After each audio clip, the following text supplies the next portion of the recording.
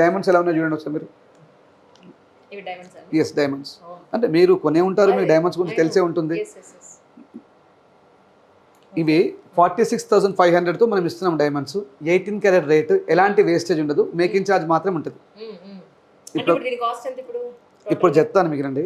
ఇది యాక్చువల్గా డైమండే కాదు, ఇది ఒక కస్టమైజ్ స్టోన్. ఇవి ఇవన్నీ స్టోన్స్.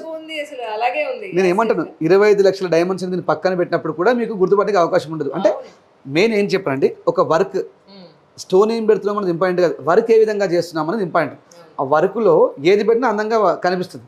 డైమండ్ పెట్టిన అందంగా కనిపిస్తుంది, నార్మల్ స్టోన్ పెట్టిన అందంగా చేసే విధానం. అంటే మేము కూడా డైమండ్ లాగా కనిపించే విధంగా డిజైన్ చేస్తూ ఉంటాం.